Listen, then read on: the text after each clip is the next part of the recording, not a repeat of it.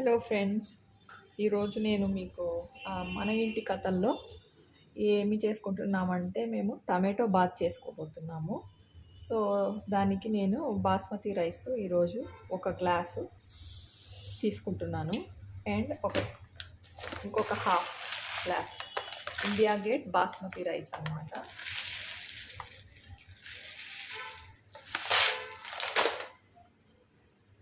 చూసారు కదా, ఇంకొక హాఫ్ కంటే కొంచెం ఎక్కువ, బట్ తీసేసుకోండి, ఎగ్జాక్ట్ హాఫ్ పెట్టుకోండి.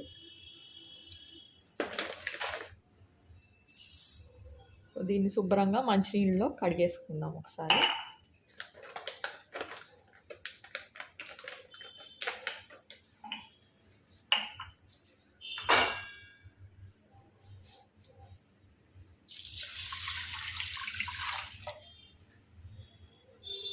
ఇండియా గేట్ బాస్మతి రైస్ చాలా బాగుంటుంది వాసనగా, బిర్యానీకైనా చాలా బాగుంటుంది.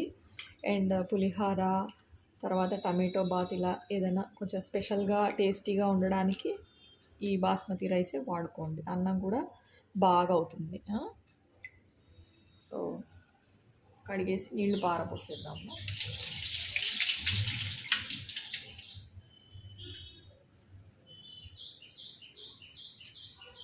బాస్మతి రైస్ చాలా క్లీన్గా ఉంటుంది కాబట్టి ఒకసారి కడుక్కుంటే కూడా చాలు.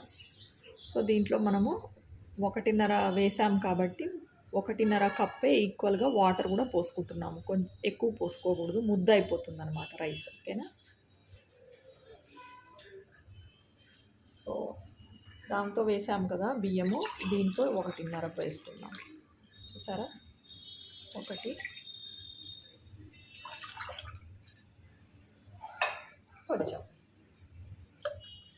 ఎగ్జాక్ట్గా 1.5కి 1.5 నీళ్లు పోసుకోవాలి రైస్కి. అప్పుడే అన్నము ఉడికిన తర్వాత పుల్లలుగా వస్తుంది.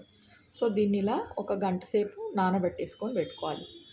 తర్వాత మళ్ళీ అన్నం వండుకుని పక్కన పెట్టేసుకుందాము. ఈ లోపల మనము టమాటో బాత్కి కావాల్సిన ఇంగ్రీడియంట్స్ అన్నీ రెడీ చేసుకుందాము. ఓకేనా ఫ్రెండ్స్? నీళ్లు పోసాం కదా, ఇప్పుడు 1 స్పూను, 1 గరిటెడు నూనె కూడా పోస్తాము దీంట్లో. ఎందుకంటే నానేటప్పుడు నూనె ఉంటే బియ్యం ఎందుకంటే వేస్తాము, బియ్యం ఉడికిన తర్వాత మెతుకు అతుక్కుపోకుండా ఉండడానికి, ముద్ద అవ్వకుండా ఉండాలంటే కొంచెం ఉడికే ముందే నూనె పోసుకోవాలి అన్నంలో. బిర్యానీ అన్నంలో అయినా మామూలుగా మీరు ఒకవేళ సోనా మసూరి రైస్ తోటి టమాటో బాత్ చేయాలనుకున్నారనుకోండి, ఫస్ట్ అన్నం ఉడకబెట్టుకోవాలంటే ఇదే మెథడ్ అనమాట. కొంచెమన్నా నూనె పోసి ఉడికించుకోవాలి. సో అన్నము ముద్దగా అవ్వదు. దీనికి తగినంత రైస్కి సరిపడా సాల్ట్ వేసుకుందాము. సో 1.5 అర్లాక్ కాబట్టి మనకి ఒక 3/4 స్పూన్ అయితే సరిపోతుంది. సో హాఫ్ వేసాను కదా, ఇంకొక 1/4 స్పూన్ వేస్తున్నాను రైస్కి సరిపడా. దీన్ని ఇట్లా కలిపేసుకోండి. ఒకటే దగ్గర ఉంటే ఏంటంటే ఒకటే దగ్గర ఉన్న రైస్కి పడుతుంది కదా, అందుకు కలుపుకొని పెట్టుకోవాలి. మొత్తం స్ప్రెడ్ అవుతుంది అప్పుడు సాల్ట్. సో ఫ్రెండ్స్, టమాటో బాత్కి కావాల్సిన ఇంగ్రీడియంట్స్: ఒక 3 పచ్చిమిరపకాయలు, నేను హాఫే కోసుకున్నాను. ఎందుకంటే చిన్న ముక్కలుగా కోసుకుంటే కారం ఎక్కువ అయిపోతుంది కదా, పచ్చిమిర్చి ఘాటు, అందువల్ల సగమే కోసుకున్నాను అనమాట. దాన్ని ఇట్లా ఘాటు పెట్టుకున్నాను. తర్వాత కొంచెం కొత్తిమీర, తర్వాత ఒక చిన్న ఉల్లిపాయ, కరివేపాకు, 6 టమాటోలు మీడియం సైజ్వి. కలర్ రెడ్గా ఉన్నవే తీసుకుంటాను, ఎందుకంటే టమాటో బాత్ కలర్ కూడా రెడ్గా వస్తుంది. మనము దీంట్లో ఒక 4 గరిటెల నూనె పోసుకుందాము. సో టమాటో బాత్కి కొంచెం నూనె ఎక్కువగానే పడుతుంది అనమాట.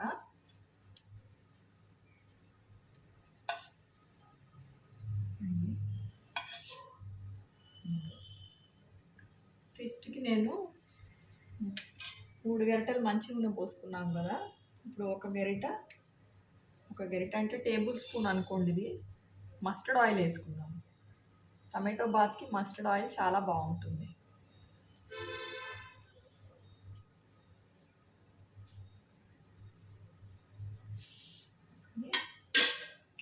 ఫస్ట్ పోపులో పొగ వస్తుంది కదా, సో సిమ్ చేసుకుందాము. మస్టర్డ్ ఆయిల్ కూడా చాలా పొగ వస్తుంది అనమాట. దీంట్లో కూడా యాంటీ ఆక్సిడెంట్స్ ఎక్కువ ఉంటాయి.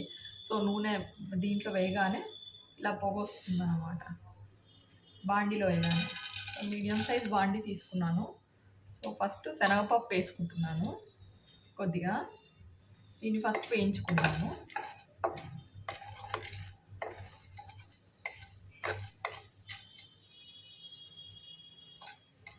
మస్టర్డ్ ఆయిల్ అంటే ఆవ నూనె, ఇది కూడా ఒంటికి చాలా మంచిది.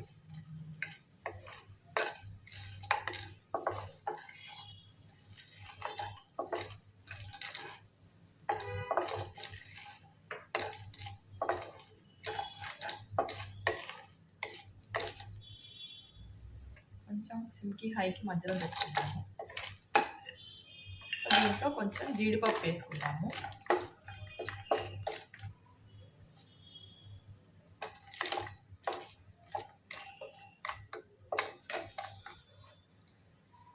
ఇప్పుడు శనగపప్పు జీడిపప్పు కొంచెం బ్రౌన్గా అయింది కదా. ఇప్పుడు మనం దీంట్లో ఆవాలు వేసుకుందాము.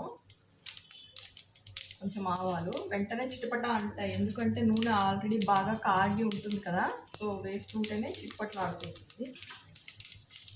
దీంట్లో చిన్న రెండు మిరపకాయల రెబ్బలు, తర్వాత చిటపట అంటుంటే మనం పచ్చిమిర్చి కూడా వేసేయాలి. వేసేసుకున్నాక కరివేపాకు వేసేద్దాం ఫస్ట్.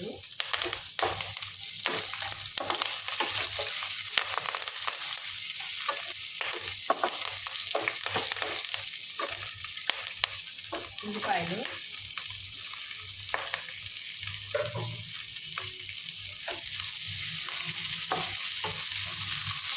వేగనివ్వాలి. కొంచెం సేపు వేగనిద్దాము.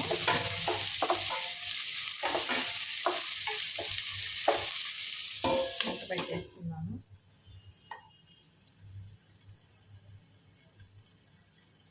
ఇప్పుడు మూత తీసి చూద్దాము. వేగిపోయి ఉంటాయి ఉల్లిపాయలు అవి. చూసారు కదా ఎంత బాగా వేగిపోయిందో.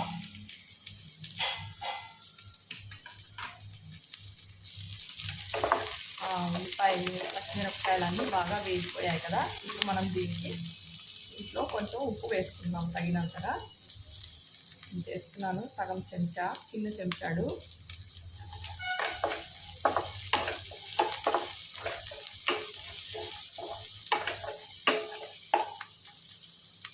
పచ్చిమిరపకాయలు కారం సరిపోదు కదా, సో మనం కొంచెం కారపొడి కూడా కలుపుకుందాము పసుపుతో పాటు. ఇప్పుడు కూడా సిమ్లోనే ఉంచుకోండి, లేకపోతే మాడిపోతుంది కారపొడి వేయగానే. సో ఒక స్పూన్ కారపొడి వేస్తున్నాను. అండ్ ఇంకొంచెం కూడా వేసుకుందాం, తలకొట్టి ఒక స్పూను. సో దీనికి కొంచెం కారం ఉంటేనే బాగుంటుంది రుచిగా. అండ్ పుల్లగా కారంగా ఉండాలి టమాటో బాత్, అప్పుడే టేస్టీగా ఉంటుంది. కారం మాడిపోకముందే, నల్లగా అయిపోకముందే మనము తరిగి పెట్టుకున్న టమాటోల్ని వేసేసుకుంటున్నాం దీంట్లో.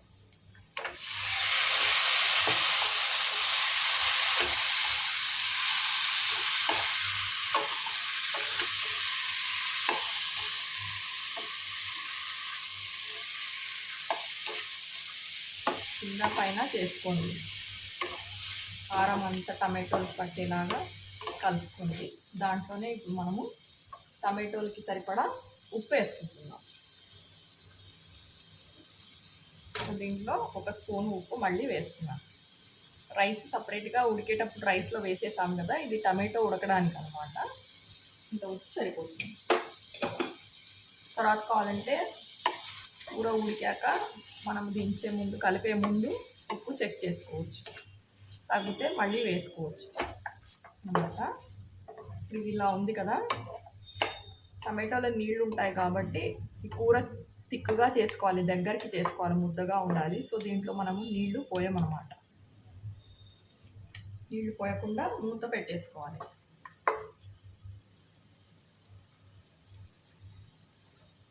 మూత పెట్టేసుకొని అలాగా ఉంచేద్దాం. ఒక 10 నిమిషాల్లో ఉడికిపోతుంది. తర్వాత రైస్ వండుకున్న అన్నంని తీసి దీంట్లో కలిపేద్దాం. అని చూపిస్తాను మీకు ఫ్రెండ్స్.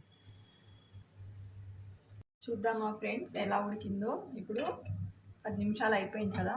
సో మనము టమాటో ఉడికిందా అని చూసుకుందాం. కూర చూసారా ఎంత చక్కగా ఉడికిపోయిందో, పర్ఫెక్ట్గా వచ్చింది కదా, దగ్గరకు అయిపోయింది టమాటో. సో ఇప్పుడు మనం ఏం చేసుకుందామంటే ఉడికించి పెట్టుకున్న రెడీగా పెట్టుకున్న అన్నంని దీంట్లో వేసుకొని కలిపేసుకుందాం. సరేనా?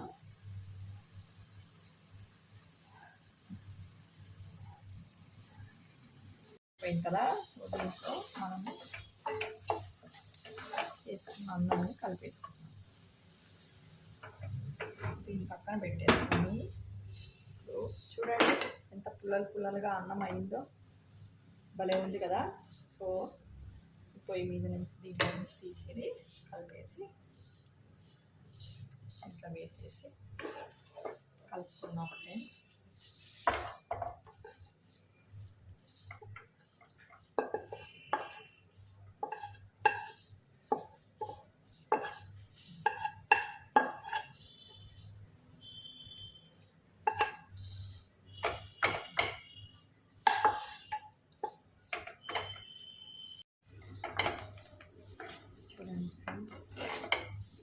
ఎంత బాగుందో, మొత్తం కలిసేలాగా కూరనేసి కలిపేసుకోవాలి. పొయ్యి ఆఫ్ చేసేస్తున్నాను. ఇందులో కొత్తిమీర కోసి పక్కన పెట్టుకున్నాను కదా, అది కూడా వేసి కలిపేసుకోవాలి.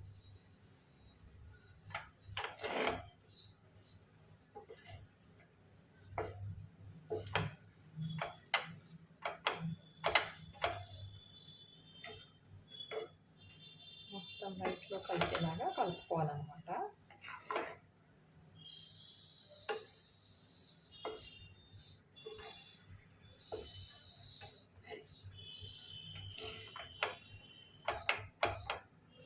చూస్తున్నారు కదా ఫ్రెండ్స్, ఎంతో రుచికరమైన టమాటో బాత్ రెడీ అయిపోతుంది. దీన్నే టమాటో రైస్ అని కూడా అనుకోవచ్చు అన్నమాట. పుల్లలుగా అయిపోయింది చూడండి.